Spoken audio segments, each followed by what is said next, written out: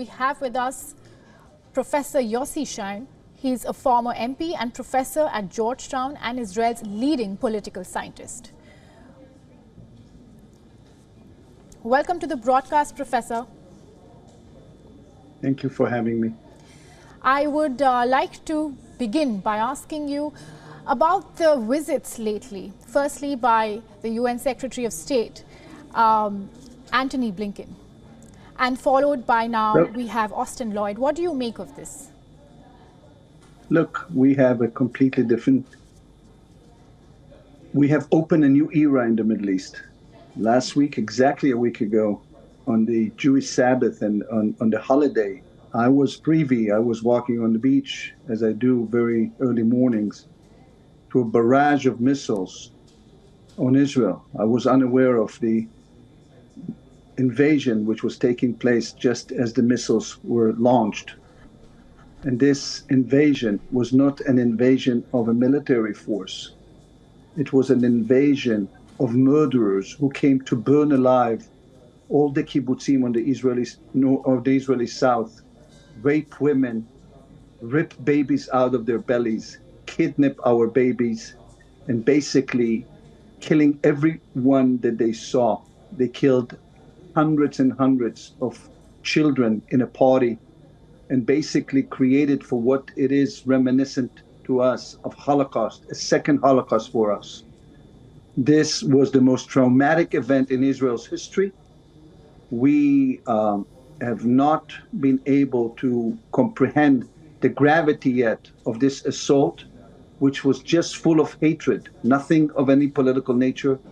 And we saw with the ISIS flags, we have to eliminate all the Jews. We have been awakened to a reality whereby people who came to eliminate us, and all of us, notwithstanding political party, notwithstanding orientation, have suddenly awakened to this horrific reality. Blinken and President Biden were so horrified by the pictures they saw.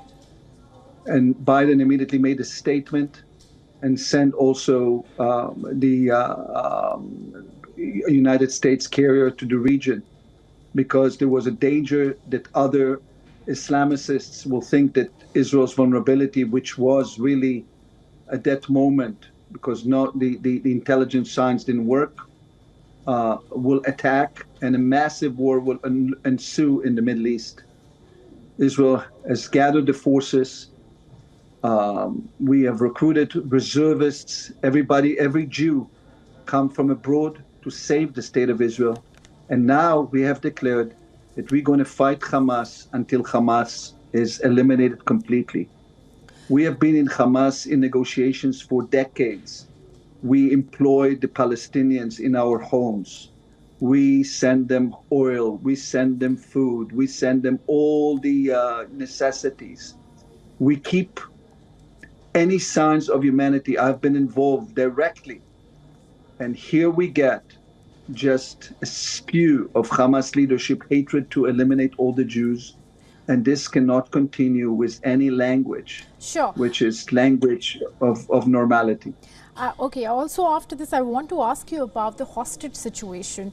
Now, Israel is, of course, planning a ground incursion, and at the core of this, there are some complications. Firstly is the hostage situation, and secondly are the underground tunnels that, of course, the Hamas militants are more familiar with. So how do you think that the ground incursion that will ensue will change the course of this war? We will not allow any more a Hamas entity on our border.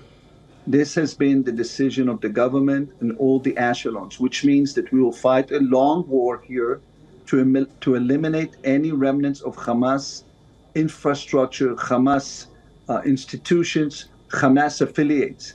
We will continue until we eliminate all the Hamas. It may take time, but the Israelis now have time. We have the power, we have the resources, and we, in fact, all our country is shut down for the sake of this war. They have declared holy war on the Jews to eliminate us. We have been suffering a Holocaust in the Nazis' hand. New Nazis has arrived into the neighborhood, and we will have to respond. We don't have any other place to go. So right now, all the tactics and all the issues will be weighed in, will be measured by the military echelon, by the political echelon, whatever needs to be done, and everybody's mobilized, and they have not seen yet what will happen, because right now we are not looking into incursions or anything else. We are determined to eliminate them, and there will no longer be a force in the Middle East. Otherwise, we will not be able to live, and that is not acceptable. And we also sent a sign to all other enemies in the north, Hezbollah or the Iranians. Once you are threatening our mere existence, you don't leave us a choice. We have to fight for our life. And that's exactly what is happening now. Sure, And Professor. all of the... Sure. Thank you. Thank you so much for taking time out and giving us all those insights. I just want to say one word, okay?